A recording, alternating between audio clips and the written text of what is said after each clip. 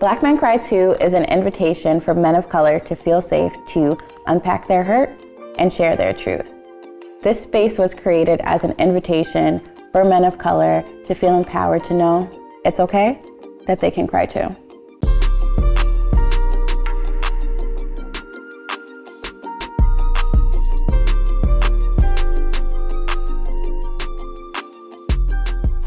Support for Black Men Cry Too comes from Manscaped, who is the best in men's below-the-belt grooming.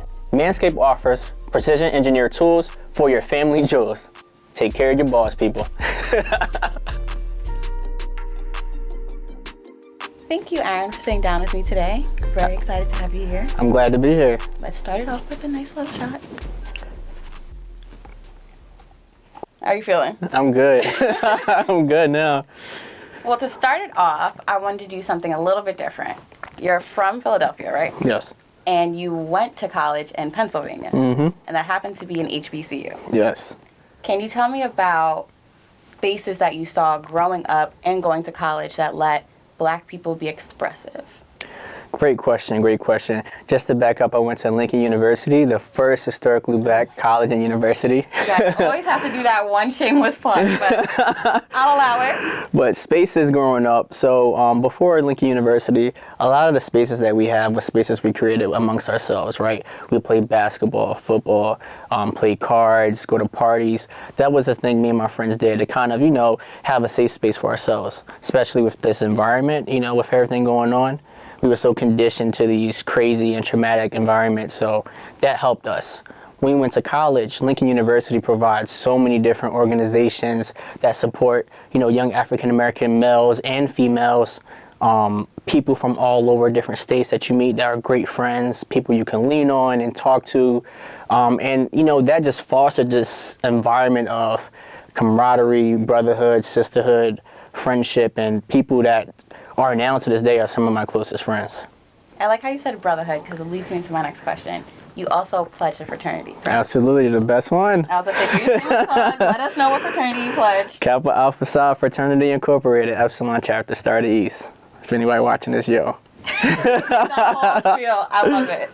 So being that you went to an HBCU and you pledged, can you talk about elevating, how did you guys as Black males hold each other accountable when it came to emotional support? That's a good question. So, fraternities in general, there's this stereotype that, is very masculine, macho, this straight face that you're not really expressive or vulnerable. But me and my line brothers, we've grown really close and been through our ups and downs, and we've cried in front of each other. We've expressed so many different emotions in front of each other. They know some of my most deepest and personal situations, and we've really grown close, like their family. And I think that really provided a really safe haven for me and for us to be expressive. And also we've been able to express in front of other people, and they're able to see that relationship, that friendship, that love. And now those type of individuals are starting to, gravitate and do the same thing with people around them. So they're continuing the inspiration. Absolutely, absolutely. So I kind of want to touch on that, but I want to backtrack a little bit. Being that's how college was, can you sort of take us back to your childhood and growing up in Philadelphia? Did you have that safe space? Were you able to do that with your friends, be expressive, cry? Right, that's a really good question. And to be honest, no. So I grew up in Southwest Philly, and a lot of the things we've been through, we didn't even know, we were so conditioned to it. It was the normal, right? So many traumatic environments, drug-related, gang violence, street wars and gun violence. The list goes on, and you're so conditioned to it, you don't even think there's something wrong until you're taken out of that environment and you come back and it's whoa, it's a culture shock. So what my friends would do, we didn't have no coping mechanism. We didn't even know we were under stress. We was just, keeping each other happy, playing ball, football, healthy distractions, exactly. Oh, I like that, healthy distractions. And we didn't know we were doing it at the time. Playing cards, going to parties, but this is what kept us sane, right? Until, years later, looking back, wow, we've been through some stuff. Yep. And I'm sure people watching this, especially now, feel the same way now, or can relate to when they were younger growing up in Philadelphia or wherever you've been at. So that was our way of kind of, I guess, unintentionally, coping with our environment. I like how it was your unintentional way of coping in your environment when you were younger, which leads me into what you're doing now. You've developed an app that helps people Yes, cope. ma'am. Can we hear a little bit more about how you guys came together and what's the story behind the app? Absolutely. So the app is Elevate app. It's an inspirational living and self-care mobile app that serves as a personal guide to mental, physical, and emotional success. So I'm just going to ask you to repeat that one more time. For mental, physical, and emotional success. love to hear it. So two of my fellow co-founders, also Lincoln alum, Greg Wilson and Dante Wade. Are they Kappas too? Dante is, not Greg. Let's see. Yeah, so we graduated Lincoln and went into the real world, and we're like, oh, we about to get a job, about to make some money, but that wasn't the case, right? Bamboozled. Yeah, bamboozled. It was tough. So there was times where we had relationship issues with work, and whatever goes on outside of college. And Greg was my roommate at the time, so me and him was just like we'd vent to each other. And our ways was like he would send me like a Bible verse or inspirational video. I'll throw him back something that may help cheer up his mood. And that was our way. We just would naturally just share things to, help support each other, listen, and so on and so forth. So he he's like an entrepreneur like myself. And he mentioned, like, if this works for us, why don't we make a platform, right? We share this energy. The energy is contagious amongst our friends. Why can't we develop something where everyone can experience this? So I called Dante. He really didn't have no choice. But I called him he does inspirational speaking. I'm like, you're the perfect person to be on this because you believe the mission, what we're trying to do. He's like, it's funny, bro, because a year ago I said I want to make an app as my goal for next year. Wow. Right. So it just meshed naturally. Alignment, spoken into existence. So that's how it came about. And, we've been running and doing really well. That's so. What is your next plans for Elevate app? Like, how do you see this helping our community, and how can you translate it to the community to show them this is a tool that's helpful for you? Great question. So what we're looking to do is actually in the near months, we're releasing the second version of the app, much more powerful, extensive features. We're looking to really connect with not just Blacks and African Americans and minorities, but also organizations that focus on supporting the community and minorities, getting them involved, onboarding, therapists, licensed specialists, people not in just mental health, but self-love, relationship coaching, yoga, the list goes on, right? Getting them into the app and having them not only have an opportunity to work and service, but also provide an extensive group of resources to the people that's using the app. Another thing, a lot of self-care apps and telemedical apps similar to ours, they're like generic, right? So it's like a one-size-fits-all. So it's nothing specific to what you're going through. So we're really looking at how can we tailor it and make it minute so we are targeting individuals for their specific issues. So it's a little more personal and, you really feel like, wow, this is something that's supporting me, not just something that's, general for anyone. So that's what we're looking to do. That's dope. That's what we're going to do. I like that. I like that switch up. Speaking into existence. Absolutely. We just said that. How are you guys so comfortable as Black males in a space where Black males are typically the last ones considered, if they're even considered? It's tough. I can say we may look like we're comfortable, but we're not, because there's so many spaces. Tech startup, that's the space you don't see too many people like us. Business in general, right? App development, mental health, self-care. So there's a lot of, what's the word I'm looking for? Just it's unusual, right? Mm-hmm. So it's tough. But we just have to be a representation to others that look like us who may want to step up and do the same thing we've done. So that what reminds us, like, we got to keep going. We got to, set the trend, lay down the foundation, and just be trailblazers in this, because you never know who's watching, right? That's very true. So what is you guys' coping mechanism to deal with everything? Because like you said, you are thrown into a space where we're not welcomed, we're not celebrated, mm-hmm. and now you're stepping into the space and you're telling our community who doesn't talk about it, who doesn't know how to take those first steps, mm-hmm. how to do it. Right. So I have, it ranges, right? So music is my number one go-to. I will listen to a lot of inspirational rap to get me going. I read a lot of books, inspirational, motivational books. I talk to friends who are going through the same thing. That commonality between us that really helps pushes not only just me, but them as well. Sometimes I feel guilty when I take a step back and have fun because I'm a workaholic, which is very unhealthy. But I'm starting to really, just like you said, have healthy distractions. So watch my favorite TV shows. I love Boondocks, so I would binge watch on Boondocks, and just do things that make me happy. I'm an artist. I love to draw, so sometimes I would draw and do that. Videography and graphic design. So I would just take time doing things that I love to do. I just didn't have the time to do. I love that. I always talk about that as well. Like sometimes if I'm taking a day to myself, I'll think about the 10 million things I have to do. Yeah. And I'm laying in bed like, nope, just watch Girlfriends. Yeah, do nothing. Enjoy Girlfriends. Just sit here and enjoy it. It's been so many days, like I had so much to do, but I went to sleep. Same. And then woke up like, I have no regrets actually because I'm tired. Yeah, take that time. I do have a sort of like flip question. You, if anyone follows you on Instagram, you are still yourself.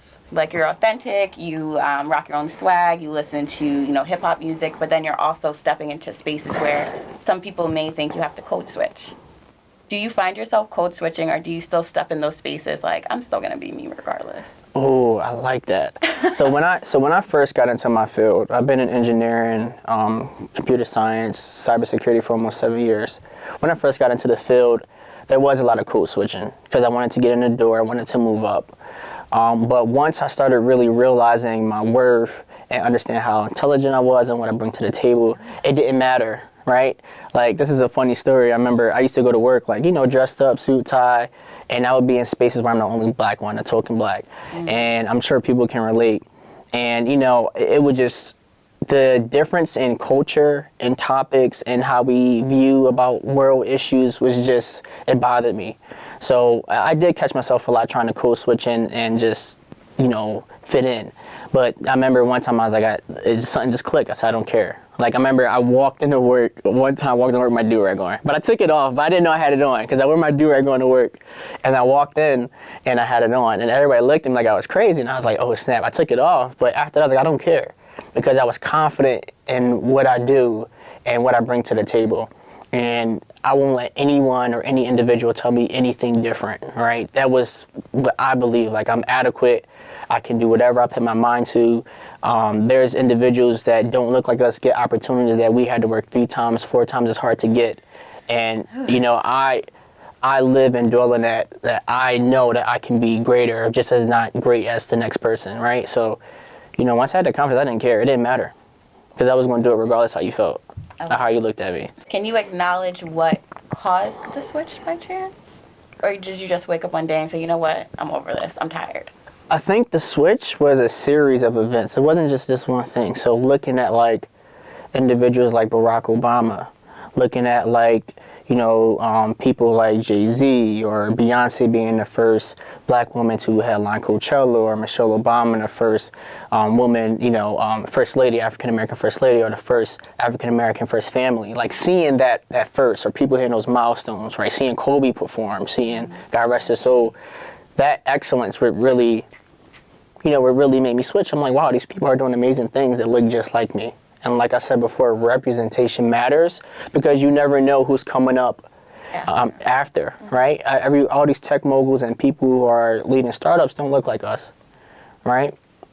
We share less than 1% of probably the wealth of, major companies in the U.S. So like, I just wanted to be a pioneer and believe that I know that I can do it and people like me can do it. It was just big. It was bigger than me. I love that. Yeah. I love saying that myself. I'm like, this is all bigger than me. Yeah. Love me now. Love me now. I love how you mentioned, of course, all of our favorite greats, Barack, Kobe. But a lot of times I feel like within our community, we always look to the greats and we never say names of people within our community. Do you have anybody that you looked up to within your community growing up or in college that was like, I want to embody this person as well? Yes, a good friend of mine is a business partner now, and he's also my frat brother at the time. His name is Rich Lancaster. Hopefully he sees this. But in college, that was one person I looked up to when I first came there. He always just exuded what it was like to be a gentleman, very polite, was always on his stuff. Bertram Lawson, that's my cousin-in-law. He's a great role model growing up, and even now I looked up to him. And I have friends, Dustin, I'm giving y'all a shout out. So, you know.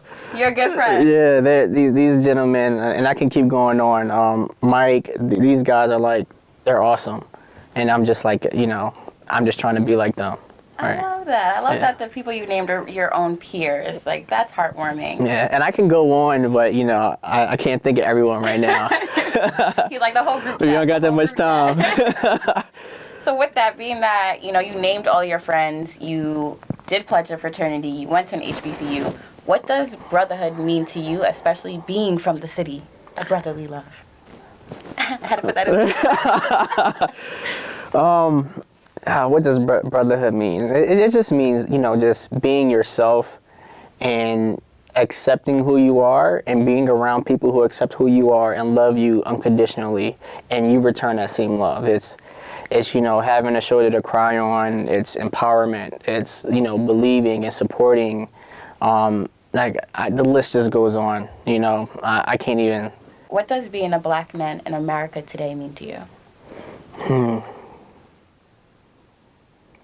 Being a black man in America today, to me, it means that I have so much responsibility, not just to myself, but to people around me. Not even just black men or black women, but minorities, people of color in general.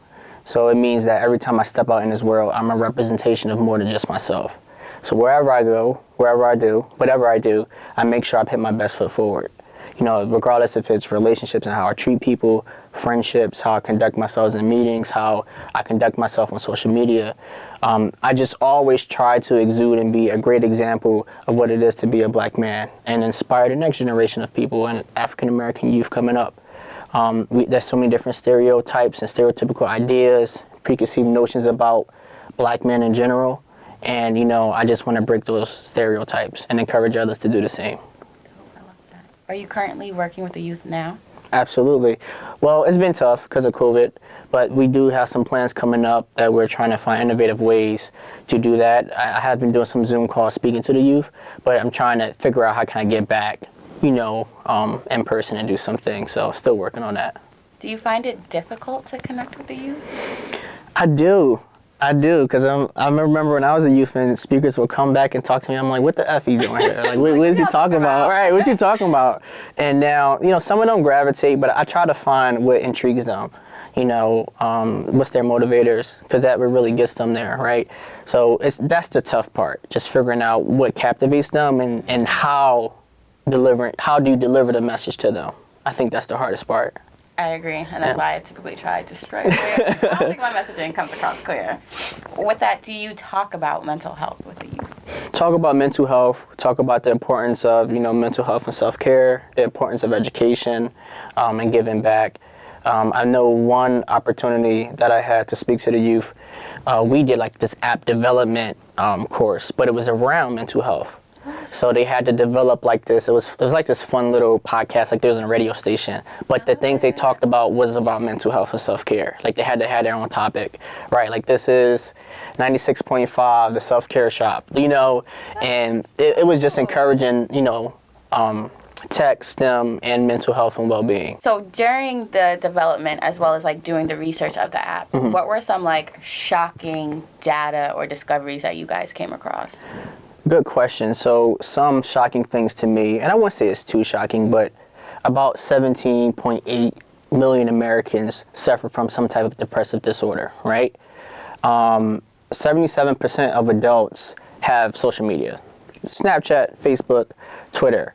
Out of those individuals, you're 3 times more likely to experience anxiety, depression, or some type of mental issue. And this is probably because, you know, people compare themselves to each other on Instagram, whatever the case may be, but it increases those things. Another shocking thing was that 35% of individuals living below poverty line are more likely to experience mental health issues than those at or above.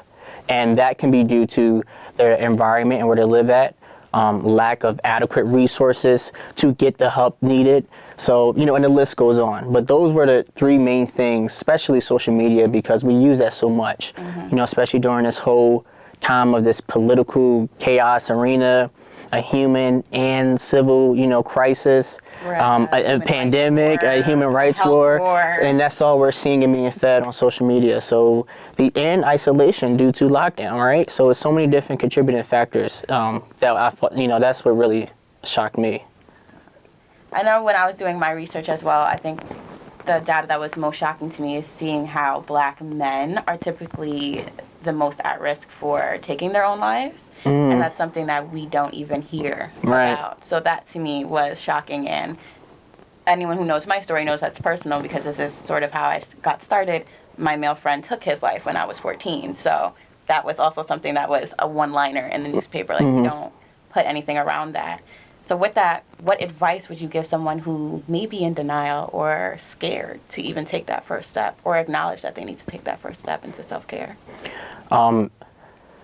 One thing I would say is you just have to, take the time to understand and research and learn it. Don't feel like you don't have no one to talk to, speak to people.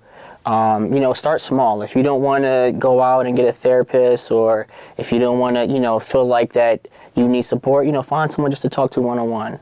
So you don't have to take the big leap, but do things that help yourself, improve yourself. Make sure you you work out, you do things that empower your mind, empower your body. Don't hold things in, unnecessary stress. Speak on your traumas. Like, start small. And if you feel like that you have issues that may be a little bit more prevalent, then, don't be afraid to speak to someone who's a real specialist who could get you real help. I like that. And shameless plug, your app has a little community board where you can speak to, like, other people who you may or may not know. Absolutely. About what you're going through, and feedback off of them. See, I helped you out with a little bit. Well, thank you so much for sitting down with me today. Thank you. Thank you. My favorite part of the interview, where I get to ask, give me 3 songs that you listen to get you in or out of any mood. So if you're down, if you need to get pumped up, 3 songs. Give me each mood. I give you a song. Oh, you need to be motivated. All right, I'm gonna give you 2 songs. Dedication by Nipsey and Undefeated by Ace Hood. Undefeated by Ace Hood. Love that song. Hey, listen to it. Okay, that's on the list. Now give me when you're upset. Upset. Or sad. Upset or sad. Upset or sad. Upset or sad. When I'm sad, what do I listen to? It's probably gonna be some R&B, something slow. Maybe like a 90s, like neo soul song. I don't know at the top of my head. Okay. And what about when you're like, Elevate just got booked for another speaking engagement, got endorsed by some big old company, and they want to give you all this money? What song are you playing to celebrate and get hype and just... Anything Jay-Z or Pusha T. I probably would play Can't Knock the Hustle. Oh, that's a good one.